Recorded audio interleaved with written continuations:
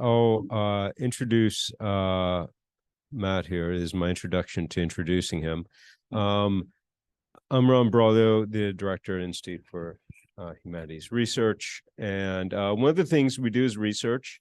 And one of the ways we do it is through grants. And so I'm going to talk a little bit about the structure of the university in relationship to grants, as well as how to develop grants. And then there'll be plenty of ample time for questions. I'll ask probably at that point for people to go around the room, just to introduce themselves so that Matt has a sense of who is who in the architecture of ASU.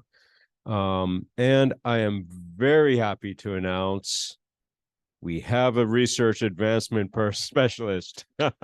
So after a year, over a year of search, we might be able to help you all some more with some grants. And says Courtney Berg. You can email me, you can email IHR@asu.edu, or you can email her directly and to make those introductions. But Courtney was formerly in the English department and comes with high praise from the faculty there. Can I get a witness, Jess? So, all right, thank you for that. And so she's really wonderful to work with. Yes, and knows about grants. So those are the two high qualifications: someone who can work with humanities faculty and knows a thing or two about grants.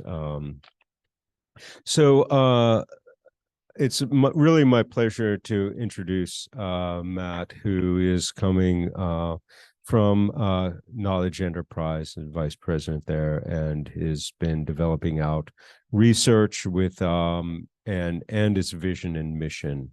And so he's here to kind of help us think through those things. So thanks for coming out this way.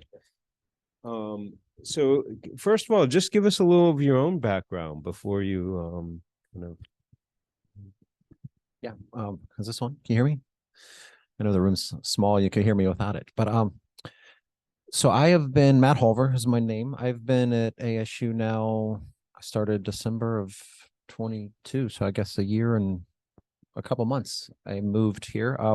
I came here after almost 17 years at Virginia Tech in Blacksburg, Virginia, where I had the fortunate opportunity to kind of rise through the academic ranks, went there as a junior faculty member. My research background, I've been studying metabolism and largely in humans and how our metabolisms adapt to various stressors, whether that be overconsumption, underconsumption, toxic environmental stressors, exercise, lack thereof, physical activity, lack thereof. So just really understanding, and all in the context of metabolic disease, and the most part obesity and diabetes. So that's how I've spent the last 20 some years. And I had the opportunity to have several. I was a department head in human nutrition, foods, and exercise for a bit. And I was at a college level leading initiatives focused on health sciences. And then most recently, I was the executive director of a large research institute at Virginia Tech focused largely on life sciences. And so my background's been largely in life sciences, but I'll tell you an interesting story is I've been studying metabolic adaptation in humans, and largely funded by National Institute of Health over the last 17, 18 years. And we had just gotten, I was ready to resubmit a grant, and it had been scored, and we're trying to understand at the level of proteins in the human body, what are some of the signals that cause you to adapt one way versus someone adapts a different way in response to the same exact stimulus, just understanding human variation and what causes, contributes to human metabolic adaptation. And we're on a molecular level. And like I asked myself, the question is like, excuse my language, it was almost like, who gives a shit question? Say my hypotheses are 100% true. Is this going to impact human health in the next 20 years? And it boils down into humans when we talk about metabolism and health.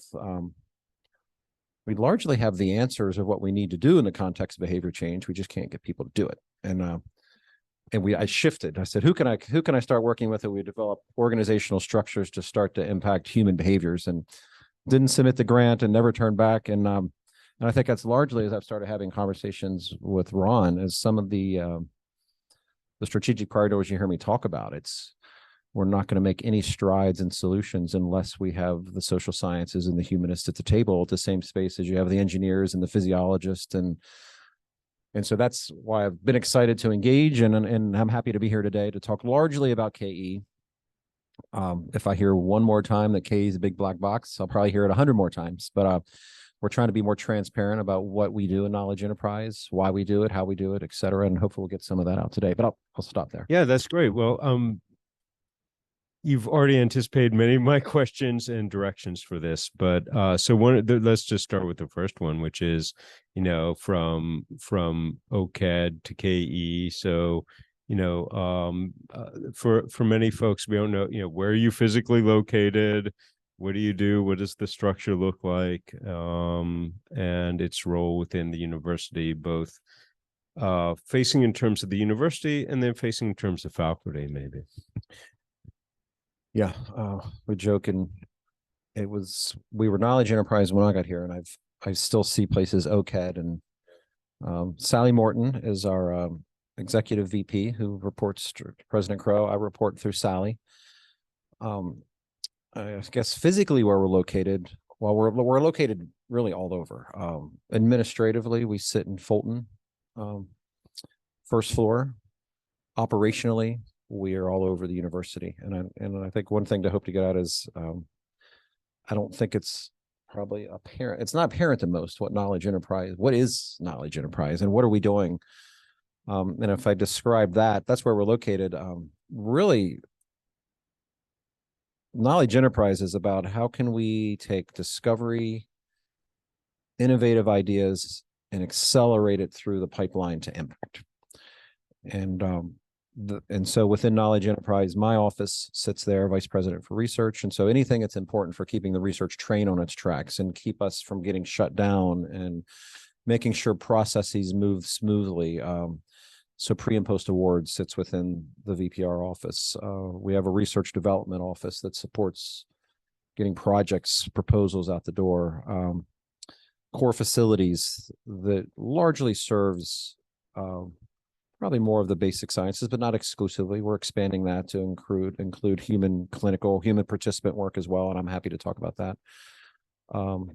The International Development Initiative is out of KE. Biodesign is administratively led. The Biodesign Institute is administratively led. The Global Futures Laboratory largely is administratively led. Global Security Initiative is led. So it truly is thinking of how, if we're living up to the charter of ASU, which frankly is one of the reasons that I came from a land grant institution. I was complaining for years, like, we are not doing what the land grants were intended to do, but ASU's charter probably speaks more to what the land grant mission. And so we're truly trying to emulate that in the context of the charter. It talks about use-inspired research, accountability to the communities we serve. And we're truly thinking of what can we do to help move discovery through the impact where it's truly going to have impact at the level that's affecting humanity. So I'm sure, hopefully questions bring out more details there. But yeah, no. So part of that is an administrative structure that, and it also, for many of the centers and institutes here, they receive their funding from KE. Mm-hmm. So in terms of sort of, frankly, cash flow, how is KE arriving at there? Is this from F&A costs that eventually go to KE and then are distributed to facilitate, as you said, moving forward with research and moving it towards innovation and new production? So, and this is another area we're trying to be much more transparent about, and I think higher ed in general probably needs to be more transparent about whether you call it F&A, overhead, the funds that come in from sponsored projects to the university. I think ASU, well, I wouldn't say they're unique. Many institutions are structured this way, but I think the way we're organizationally structured with Knowledge Enterprise, Academic Enterprise, Learning, I think that's unlike anybody else in the world. But Knowledge Enterprise receives 75% of all F&A in sponsored projects. And that is to the tune of $88 to $92 million a year that comes in an F&A. And I think in most institutions, no one knows where that goes and how it's used. Well, here, right off the top, 50% of that goes to debt service. So there's a number of buildings that have been built around the institution that have a research focus, whether it be labs or other, the KEs is footing for the bill. So right off the bat, we're talking 45, 50 million. And then you take another 10 or 15% off the top. Those are then that's the services we provide the university. So pre and post award services, core facilities is, to maintain core facilities, service contracts for those organizations, high expense budgets for biodesign, budgets, some budgets contribute to Global Futures Lab, these large scale initiatives or institutes. And truly, when you get down to after all of that's taken care of, IHR is part of that budget. When we look at all those investments and we talk about what fungible money do we have to be agile and make flexible, we're probably talking less than 1%. So we are taking a look at where we've made and where are there strategic investments. I think in higher ed institutions, we do not I don't think it's not us in solo. I think in general, we're great at making investments, but we're not very good at asking the question, what's tests look like? How are we going to track that? And when might we sunset something? And so we're also having those discussions, but that's largely other sources of revenue that come into KE is TRIF. I can't remember what TRIF stands for, but I just know it's part of the state sales tax that comes back to the institution where we can invest strategically. And that's really what, then there's some state investments. I don't know how many of you have heard about the New Economy Initiative, which is a state investment. ASU's portion of that is largely focused on development of technology and workforce, largely an engineering focused effort, but not solely with the challenges that you're trying to offer solutions to. But those are largely the revenues that come into, and it's substantial, but it's immediately going out the door to many of these efforts. Yeah. And anyone who's worked with large organizations realizes there's a lot of obligations already built into a budget and less room, wiggle room, as it were. And then where does within the research advancement or RAS, where does that sit within either within KE or in relationship to KE? So we have ORSPA, Office of, we use so many acronyms and I never asked about it. Office of Research and Sponsored, let's just say Research and Sponsored Programs. So pre and post awards centrally sit there as well. Some of KE's budget goes out to the academic units to support research administration. So centrally they interface with research administration and training. It's a great network. So ideas are being shared back and forth. So we're all operating under the same principles, the same trainings. And a lot of that's administered centrally. Heather Clark, who is Vice President for Research Operations in KE, oversees ORSPA, but also ORIA, which is Research Integrity and Assurance, sits within that space. So that's where pre and post award sit. Research development, which we talk about proposal development, that's separate, and we could probably talk about that differently. But that's what ORSPA provides is just so people know, is the academic units have, say, turnover, or if they have excess work that cannot be handled locally just because of the sheer mass of it, we have people centrally that can come in and actually provide assistance there. If research administrators leave, we can help backfill, so we have processes in place to be able to buffer and support and really dive in really as needed as how we're designed centrally. Yeah. And for example, in IHR, when we have a research advancement person like Courtney Berg, who might just go on vacation or leave for a little bit, we need to contract out to them to be able to have someone to fill in that time. And that's often how some of that works for us. And then one of the other things we're really interested in is, and you've kind of addressed this a little bit from your own research, is how the humanities, from the eyes of Knowledge Enterprise, how do you see the role of the humanities as contributing to the KE mission? Yeah, and I thought it was important to start off with, I think it's absolutely vital. So the way we are approaching research priorities of, having been in academia now for 20 some years, and I'm betting many of you have had the same experiences where you hear of research initiatives or research priorities set from on high, and there's always someone or many people like scratching their head, like, where does that come from? I mean, I can think of initiatives like we're going to hire in neuroscience, or we're going to hire in health sciences, or we're going to hire in very specific areas.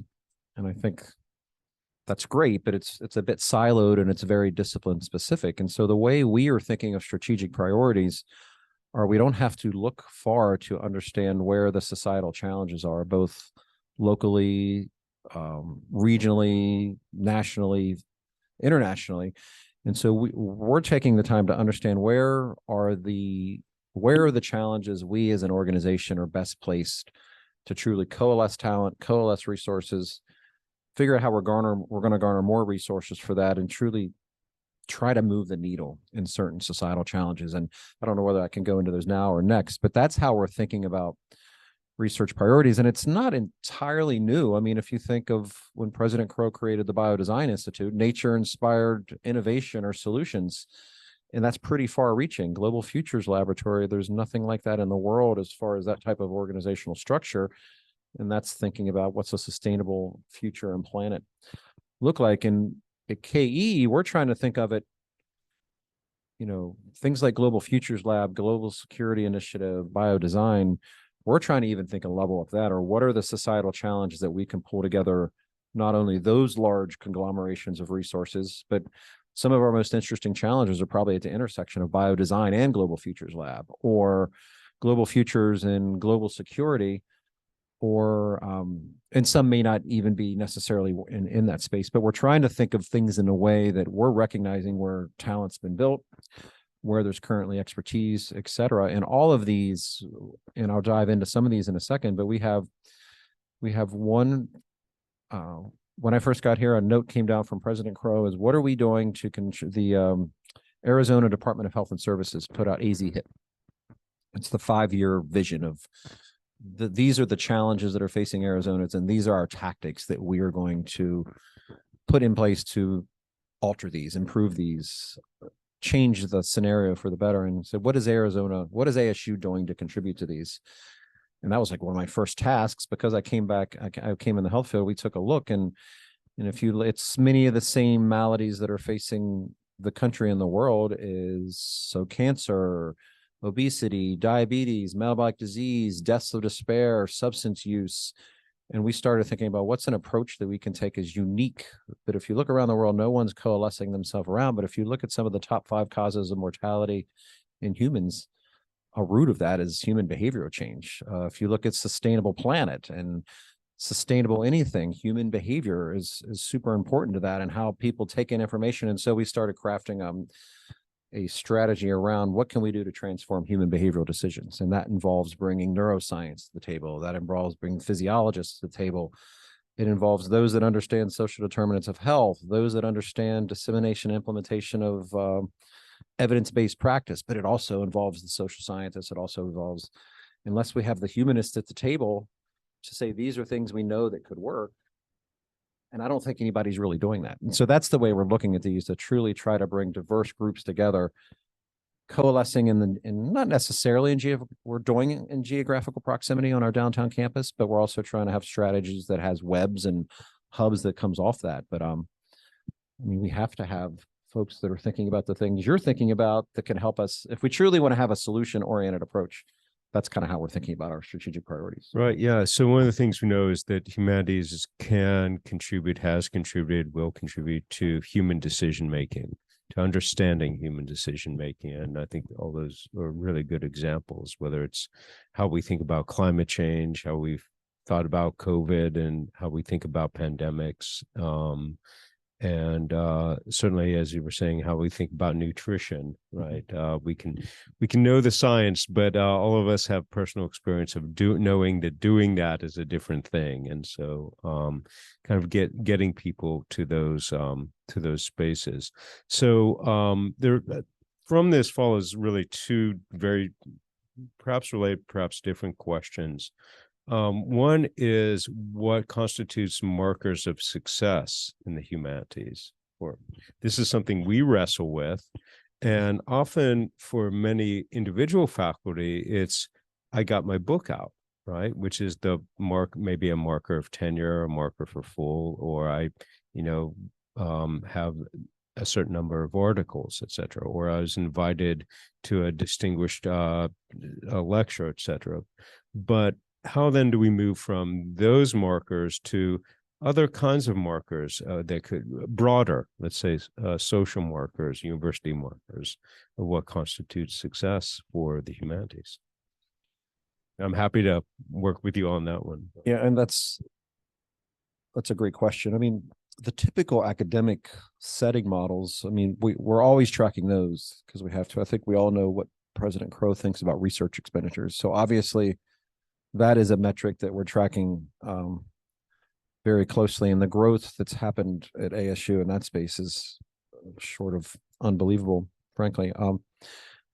And so, but we're thinking a lot. So I mentioned transforming human behavioral decisions. We have another strategic area we're trying to coalesce people around, and that's asking questions at the intersection of climate change and health. Another area is supply chain, for example. I know supply chain is insanely broad, but we saw many instances recently, like the pandemic, for example. And there's 3 areas around supply chain that have emerged where ASU has unique strengths. One is health and wellness.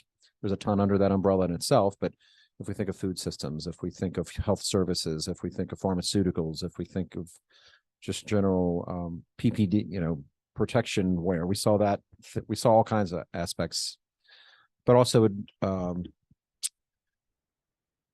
advancing to clean energy, for example, is an area that we're uniquely positioned around issues related to supply chain, advanced manufacturing, and microelectronics, for example.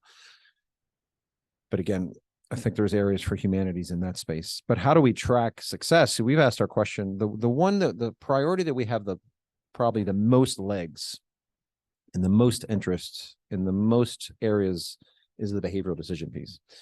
And we ask ourselves questions there. What does success look like? Sure, getting more proposals submitted across discipline is a marker of success. We're very good at higher ed saying we won this award, but we're terrible about talking about what the outcomes were 5 years later after we got that award. So we're truly trying to understand that. And if we look at a population level, the areas that we're investing in around behavioral decisions, what are some things that we can look at to say, hey, this made an impact locally? And it's hard, right? Because if you're looking at census data, if you're looking at public health data, we're going to see really minor shifts in whatever we do. How can we account to what we're doing? So what's success? It's really hard, but I think successful metrics are examples where ASU has been able to, I think we talk about transdisciplinary or interdisciplinary work a lot in higher ed, but I would challenge everyone to look around the country and tell me who's truly doing it well. And I think at ASU, we're positioned to do it better. Just the way we've organized ourselves academically, we're poised. So I think just evidence that look who we have to the table today that we didn't have at the table 2 years ago that are working on the same problems. I think that's a marker of success. Finding ways that we can start to look at more broader examples in the community is a marker for success. We just haven't figured out how to do that yet and what that looks like. But I think this is where you all could probably be super helpful. Yeah, and this is one of the things the IHR is beginning to do is to develop. One of the things humanists are good at is stories and storytelling. And we do have some good stories to tell. And so, but we're not always great at getting those stories out and telling the story, right? It kind of sits within our kind of small groups. So one of the things we want to do is to develop that out more robustly. So for the IHR to be a place that will be a hub for gathering those. People like to talk about themselves, right? I mean, come on, let's talk about our successes. Let's talk about the things that have gone well, right? And so this opportunity to do some of that, I don't want to say borders on anecdotal because I think there's something real and material there, and that they can be told in a way that it has a robustness to it. And so developing that out, adding some analytics and data to it can be really useful.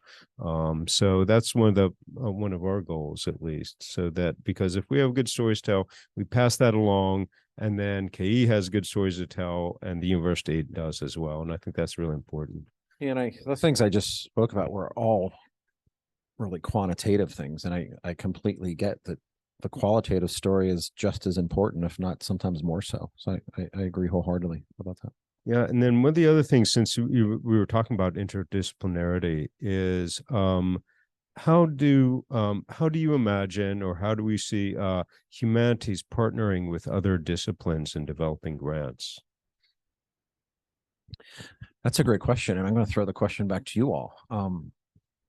I think we are trying to find ways and societal challenges that are far-reaching, and knowing full, we recognize that it needs to be a convergence of disciplines to come up with sustainable solutions. And so we're trying to set up avenues where we can bring anyone in this room or other that would like to be part of the conversation to help advise us. Like, as a physiologist, you're completely missing one entire dimension of what's important to altering a sustainable. And I think one is we're wide open to that.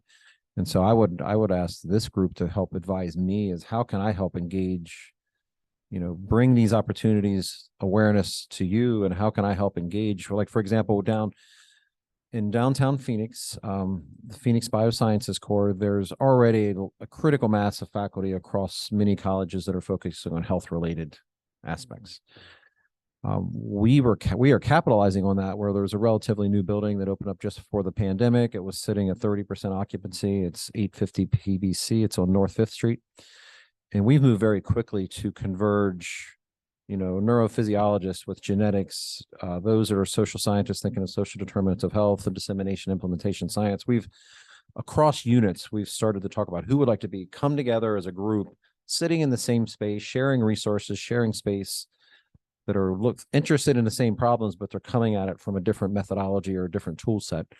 And we're starting to think about the next building that would sit right next to that. And what's that need to look like? If we think about the translational research spectrum from discovery to impact in the next building, what is space where we can bring the community in to engage them, whether it be participating in studies, whether it be education, whether it be telling stories. And we're now starting to think very programmatically, what does that next space needs to look like to truly welcome, across disciplines, who would want to be in this space. We got some pushback at the beginning from leadership. You're never going to get people to move from Tempe to downtown. Well, we've now have 6 people that relocated. We have about 10 that would like to relocate. And now we're starting to think about with the next building, all around the interest of coming together in an interdisciplinary fashion to truly work on, societal challenge spaces. So that's the approach we're taking. And we would love to have it. And we do get the pushback. Well, if we pull them out of our unit, how are we going to stay connected?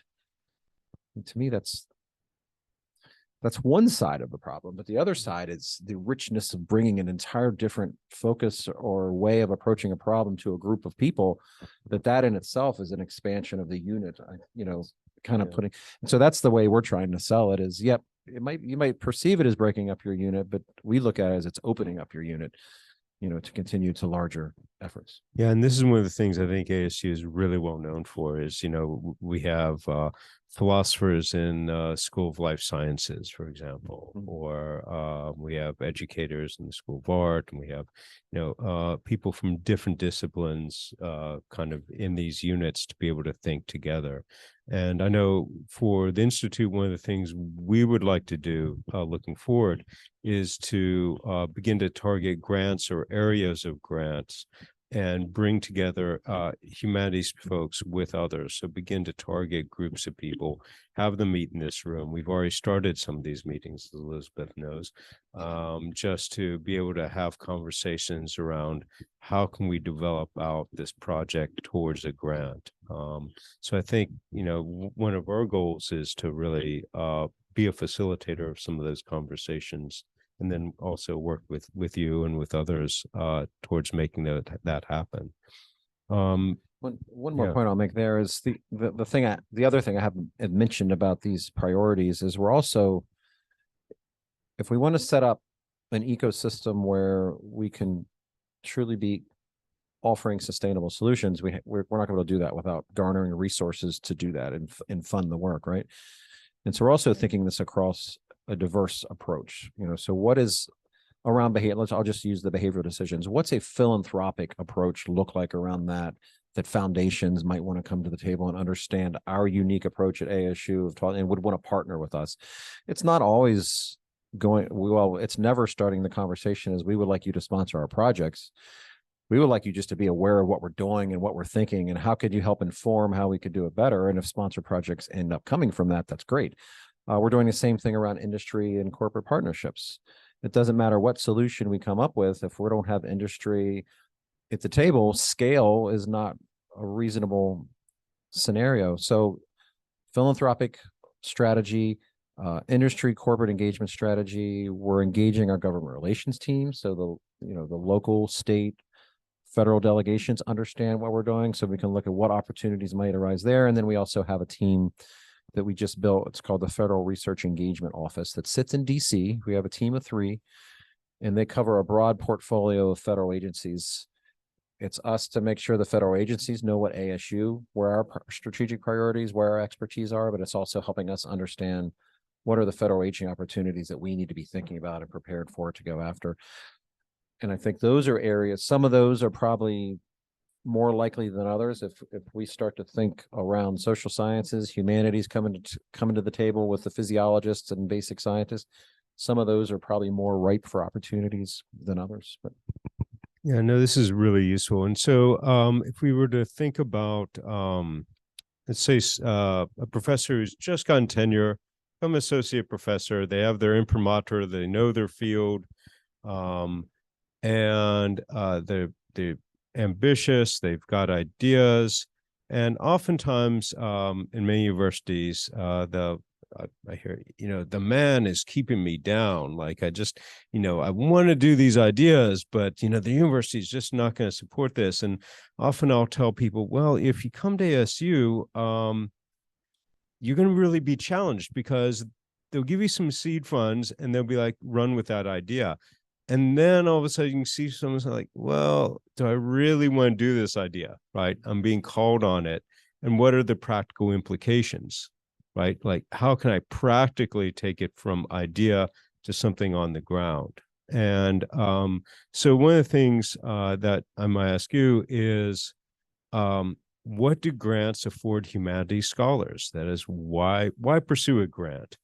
If you're a humanities scholar who's like, I'm just used to writing books, etc., and I want to just keep saying the man's keeping me down, and I don't want to have to think about these details, wherever it might be. So how do we cheerlead a little bit towards? So someone that hasn't spent any time from the perspective of the humanities, but I don't think we can pursue. We in my opinion, we can't perceive, or we can't strive for testing innovative ideas or innovative solutions or challenge the norm if we don't have resources to do it. And like it or not, we have to go out and tell our story and convince someone that what we're thinking is innovative and novel, and I deserve your money to try it out. And I just don't think, no matter what the question is or what the discipline is, without grant sources, you can't push the envelope on new ideas and new approaches. So, and it doesn't matter what the source, whether it be federal, whether it be philanthropic, at some point, we have to convince someone that what we're thinking is worth exploring, and we can't do that without grants. Right. So it's to expand that audience of who we can speak to through grants and fellowships, et cetera. And then just in terms of grants, you've gone through many cycles of this. What do you see as some of the larger difficulties in developing out a grant, or common hurdles, mistakes, et cetera? I think a lot of it is just making sure you develop thick skin, but also being willing to work outside your own head. We can think we have the best ideas in the world, but until you start to run those ideas by someone external to you, I don't think we know how good those ideas are. No matter what the organization I think we're talking about pursuing funds from, all of them have a point person in a given area. I've spent NIH, so I spent my junior faculty years having lots of conversations and making cold calls to program officers, and they were generally enthusiastic to try to listen to ideas and understand, yeah, that's terrible, don't even consider that. but this one's a good one, but you should think this way and this way. But also going to colleagues outside my field. But you don't do this without experiencing failure. That's a fact. But and so being thick-skinned and embracing the failure, and I've looked at every setback in my career, and even minor setbacks. Like I have a good idea and it gets shot down. My first thing is, well, I must not have presented it well enough. It's not a bad idea. I just didn't think it through. And so I think that's the way you have to think about grant writing is, know what's your why, first of all, and convincing people that your why is important. And if you can't convince people that your why is important, then it's probably not important, at least to the broader audience. So that, and I think thick skin and being willing to take constructive criticism and sometimes not so constructive criticism. Yeah.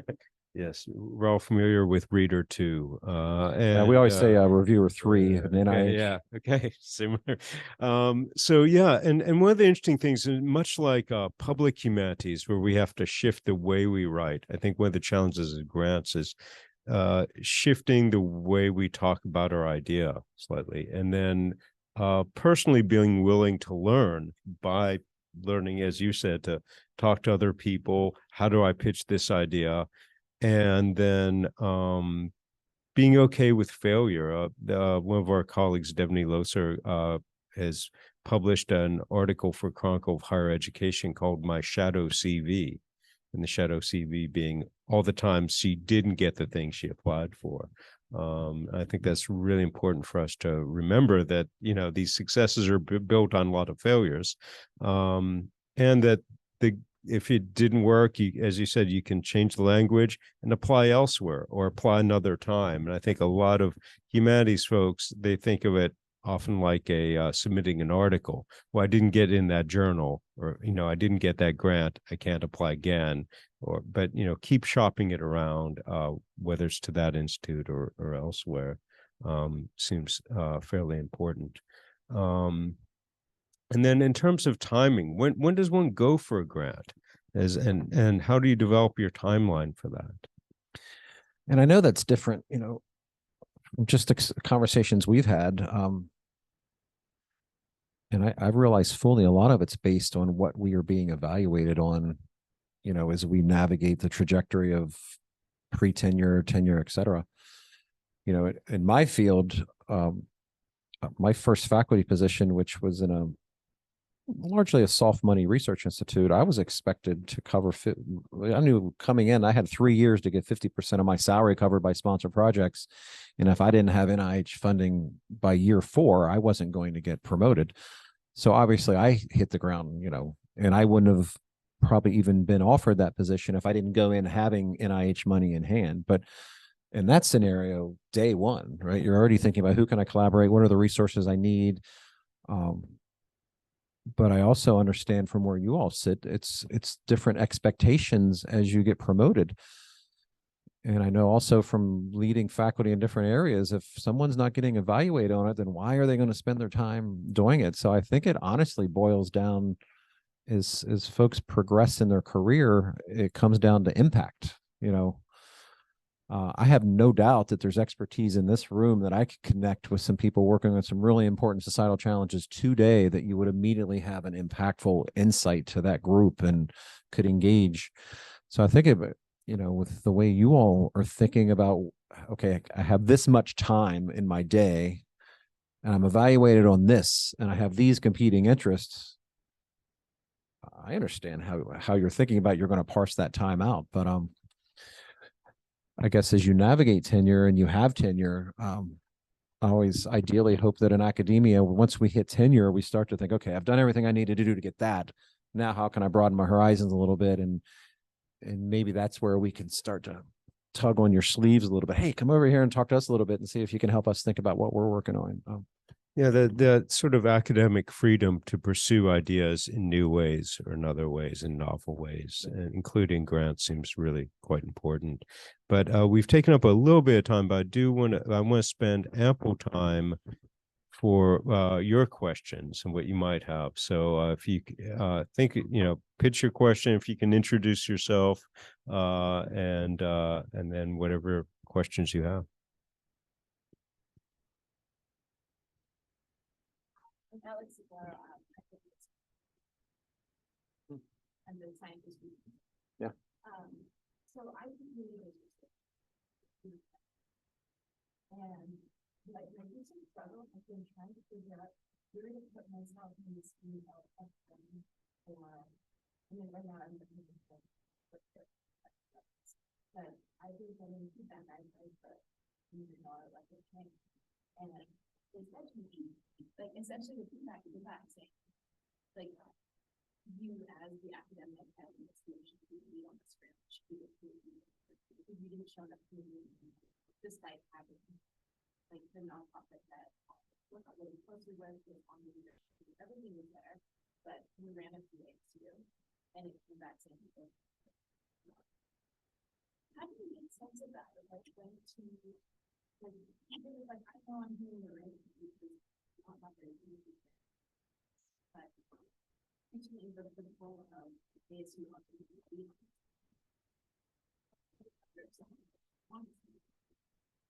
do you make that?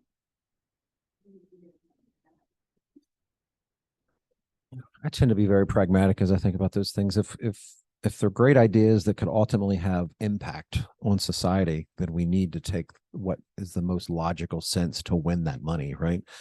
And if it is doing it through a nonprofit, and then there's a sub-award to ASU, I think that makes sense. And then in the big scheme of things, of everything that's going out our door that we're winning, I think it's always going to lean more heavily on ASU led. But I don't know. I guess I disagree with the notion that if it's not led by ASU, then it's not worth doing. I think if a nonprofit needs to lead it, then a nonprofit needs to lead it. And the thing, an area that we could probably help there is we've just started to think through a knowledge enterprise, and we've started to, and it's not really it's more for internal consumption of how we're organizing ourselves operationally. But we think of external sponsor projects across 4 different tiers. And I can't remember the dollar amount. We had to use something to kind of determine what is tier 1, tier 2, tier 3, tier 4. But essentially, tier 1, it would be, probably in the neighborhood of anywhere from 0 to say $1 million, right? Tier 2 would then be maybe upwards of $5 million. And anything beyond that, 10 or 15 million to say 40 million might be tier 3. And then big, large scale awards beyond that would be tier 4. And the reason we did that is as you get into the higher dollar grants, by nature, they just become more complex. They require community engagement. They require engagement with nonprofits. They require engagement with industry partners. And I think in Knowledge Enterprise, we're probably best situated to understand the playing field and can help you think about that and help you navigate problems like that. So the award you were talking about was like a $10 million award. You said that would be something I would encourage you to reach out to me and let's bring a team. Then also, as they become more complex, we will make sure that we have grant writers that can help. We'll contract grant writers. We will put a capture manager on that to make sure I need industry, I need communities to help navigate, the complexities that go with those awards. And so we're trying to be better to communicate when KE can really step in and help. The tier 1, tier 2, we really largely rely on the academic units and the RA support that you have locally. But that's not to say we won't. If there's an area that we think ASU, like say at the intersection of climate and health, I'll give you another example. ASU could be insanely strong in areas around cancer prevention and cancer survivorship. They involve community engagement, they involve nutrition, they involve physical activity, they involve socio-cultural aspects. And we have people that are working in every single expertise and skill set you would need to capture resources to make impacts in that space. But if you search ASU for cancer prevention and cancer survivorship, you don't see it. And so that's an example where Knowledge Enterprise too, is we're identifying where are wicked problems that we have the people that we bring together. They may not be thinking about that problem, but if they're sitting in the room with this person, this person, this person, all of a sudden ASU could be at the forefront of offering solutions. And so I think I would encourage you to reach out to me as you're contemplating awards like that you're just passionate about the impact and you have something to win it. Let us help you navigate that. Mm-hmm.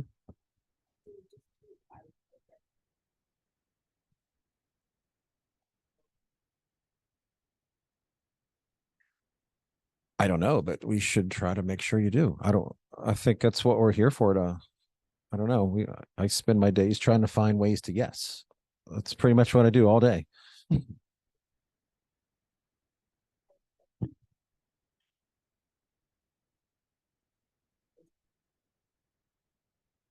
I have a question for you now. I'll limit myself to the first one.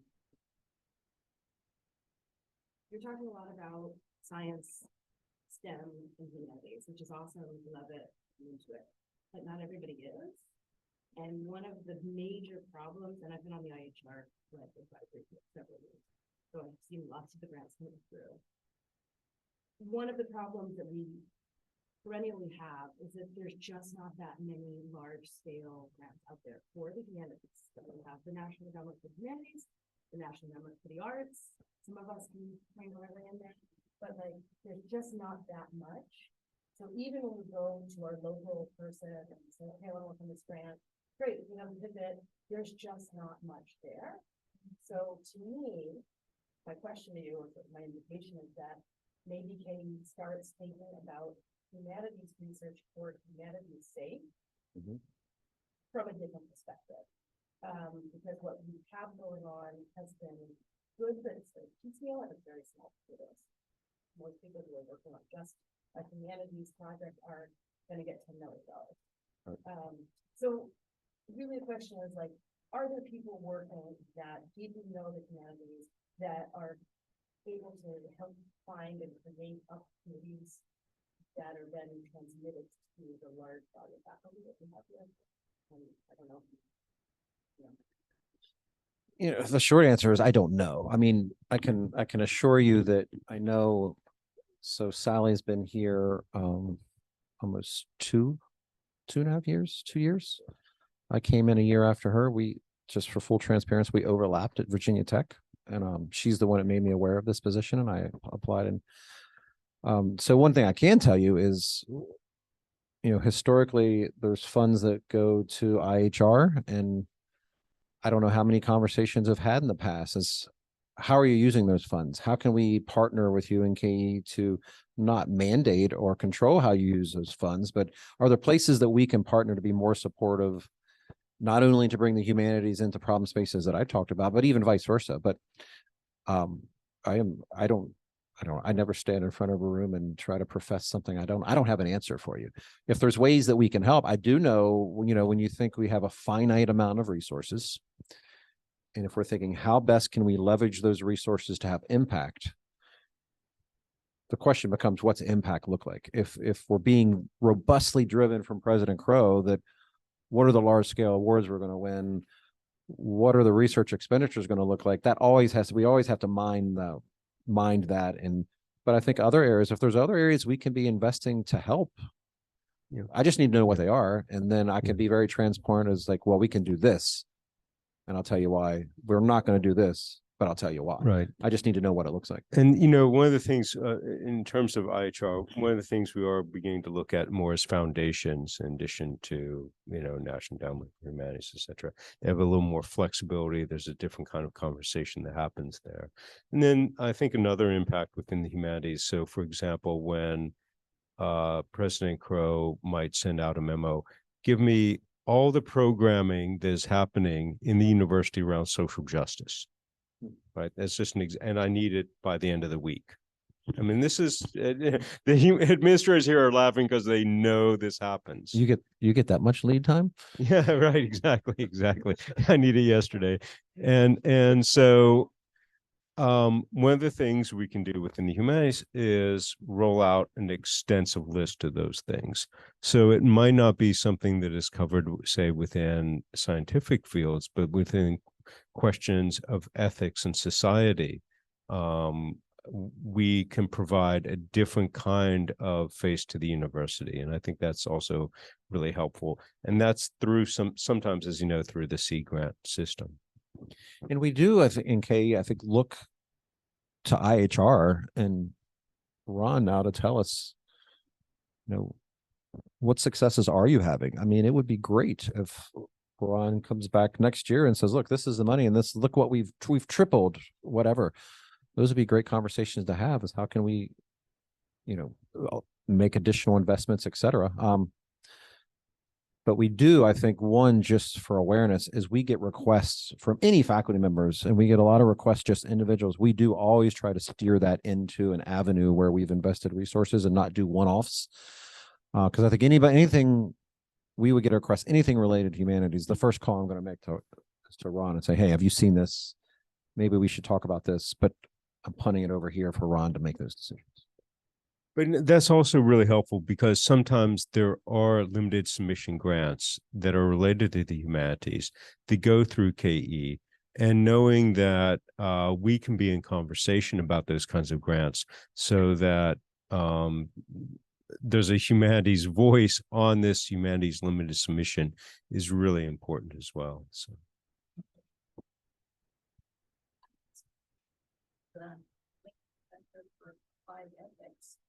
And what interests me, I mean, I'm building on what Elena was saying, there are very small dollars available to human space. The real dollars are, of course, on the science side. And what strikes me from everything you've said, even in your own work on metabolic adaptation, at a certain point you need, say, a cultural perspective. But I don't see scientists reaching back and reaching out to this humanist community here who might know a lot about cultures, cultural difference, cultural response, in trying to solve your issues of why people behave differently, even presenting a richer land. There's where the money is. I agree, and I think that's describes the problem, and I think in higher education beautifully. I think the things we're trying to do is just that. You know, I think as academics, we get in our own lane and we're focused on what we're doing, and most often don't pull our head up to understand what's another perspective of this problem. And I think that's what in KE with some of these strategic priorities we're trying to do. And we just need to understand how best to do that. How can we pull you into the, you know, the scenarios and put you at the table of the computational scientist that's thinking about this problem at scale, but is not thinking about the cultural or the humanist side of it. So that's exactly largely why I'm here, to start this conversation and see how we can help. Yeah, and then Richard, and then to you. Thanks very much. I'm Richard Kingsbury. I direct so I really liked Elizabeth, your point, but also the point about for humanities to be safe. And my sense is, talking to colleagues, part of what maybe rubs people a bit the wrong way is the thought that the humanities can be kind of plugged in to support ends that are independent of what those scholars themselves are interested in or focused on. At the same time, right, the humanities are not, their jurisdiction, as it were, isn't limited.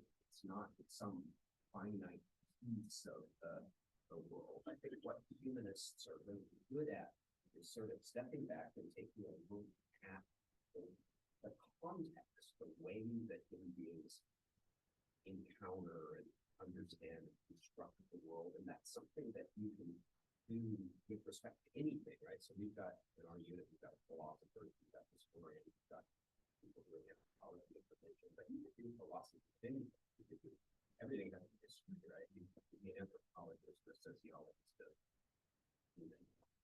I wonder if there's some opportunity to think about the humanities without sort of trying to plug them in to some project independent of themselves. More kind of think about having embedded humanists in all kinds of aspects of university projects and work. Google famously hires anthropologists who sort of go around and apologize. But I mean, there might be something beneficial, right, about having a kind of historical perspective on climate change or just a thought about how we might kind of think about interdisciplinarity slightly differently. Yeah, and I guess the way you describe it is the way I envision, you know, what can we as KE do to help promote, create the conversation and not necessarily just plug in. So I appreciate your comment. You know, in some of these strategic priorities we're talking about, we are, just because we move people into a building doesn't mean they're all of a sudden, we build science buildings now to promote, to promote so-called spontaneous, bumps and people's, but that doesn't necessarily work. And so we are trying to think, what types of social interactions can we create, whether is that, a seminar with some kind of a social event following it, where we're purposely targeting, we've done some things in the past where we called it 5 by 5, where we purposely brought in 5 people from just distinct disciplines, and they had 5 minutes to talk about, this is who I am, this is what I do, and these are some areas I think I can offer collaborative interest and places I would like to collaborate. And then we would say, have at it, everybody talk, have some food, nice food and beer and wine and non-alcoholic beverages, etc. And so we're trying to do that around all of these kind of initiatives to kind of create that type of an atmosphere. But I am wide open to ideas. If there's places that we can be partnering with IHR to promote events like that, to bring some of these large scale wicked problems that we're thinking about into this space and invite people into your space instead of inviting you into their space, I'm wide open to those types of ideas.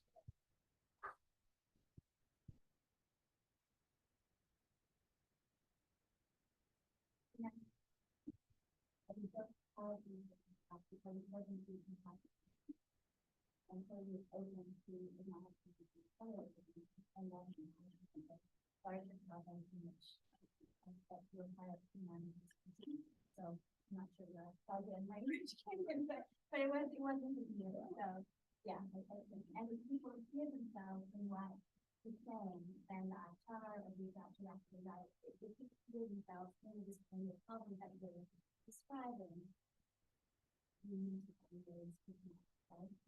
People don't hear themselves, but you need to know that, and you have other business problems that you're thinking about, and you cannot be more open. Yeah. Yes. Yeah. And I commend you guys on speaking on the fact that everybody has an idea.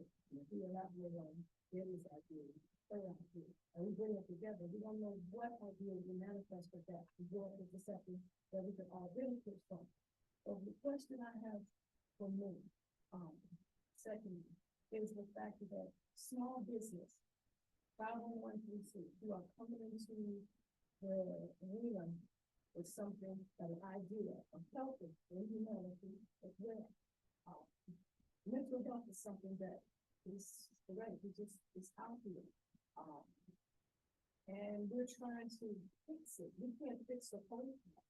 You know what I'm saying? But how can we come, because the grants are hard for us that are trying to step out here to be able to fix a mental health situation, a homeless situation, because that's my field, I'm in the homeless business.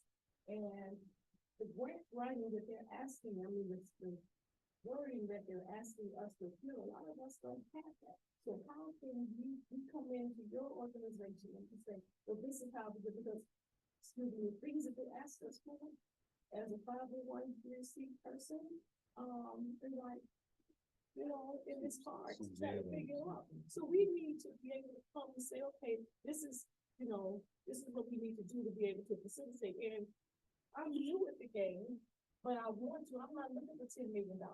I just want to get in the door to get it started. You know what I'm saying? So if I ask them for $50,000 to begin to start, you know what I'm saying? And then it's growing, fine. But let me get in the door. And the paperwork that they're asking for is like, what? Yeah, it does seem really, yeah. And so I would say, there are a lot of faculty here who would love to sort of partner with you and have those conversations. And so, because oftentimes as humanities faculty, we're looking for a local community partner. I mean, we're actively looking for these folks, and where are they out there? Because there's this kind of fortress or bubble or whatever perception within the university. We want to make it more porous. So I would say, and this is one of the things the Institute should be very good at, we want to facilitate more of, is these kinds of handshakes. So you can talk to me, talk to Catherine, email us, whatever, and we will develop out some possible faculty members who you can have conversations with. So I think that's really important. So we'll do that. All right, we'll make this happen for you. Mm. I need to know that I can come to you and say, hey, this young lady right here has so-and-so, and how can we help her? And with the small things, you can do wonders, but the paperwork, yeah. And I just wanted to add, Monica Blue, the Humanities. Oh, Kimberly, And, we had the chair person from the National Government of Humanities. And this is actually two of the things they encourage us to do. We have to work with the community and to be able to help members of the community. To be able to, with you guys, that to put in the door, to be able to start dealing with these things, helping you with the door, so that you can be able to do this going forward. That's what she wants us to do. Right. And then just one more question, Mike. I know you had one. Yeah. Richard Catherine said would be one really quick example. When the pandemic broke out, the word unprecedented got a lot of use. And all those of us who are in the study of antiquity or the Middle Ages are looking at each other like, what happened? Okay, and I think one thing that shows is, and this is why humanists can sometimes be a downer, let's face it, is that when somebody wants to solve a problem and they bring in a humanist, a lot of times the first thing we do is create more problems. Okay, because we're there to problematize the very question. That's something we're really good at. That is also why we need to be there at the beginning, like Richard is saying. If people, the number, I'm Mike Tuller in the School of International Letters and Cultures. Loads of things that ASU does are attempting to have global impact without asking, is the globe the same all over the place? And will this, if supply this solution, will it even work? And so, getting people to know the language and culture there at the ground floor is important. But yeah, honestly, words that bug me, unfortunately, not just unprecedented, but also innovation. When somebody says something is innovative, again, I study antiquity, so I'm the first one to stand up and say, really? Because sometimes we revisit the same thing over and over again without a decent historical and cultural perspective. And so, I want to be there to mess up the problems for everybody else. But I do think it's important. Yeah. Understood. Somehow the word renovation just didn't seem quite as, appealing. So, yeah.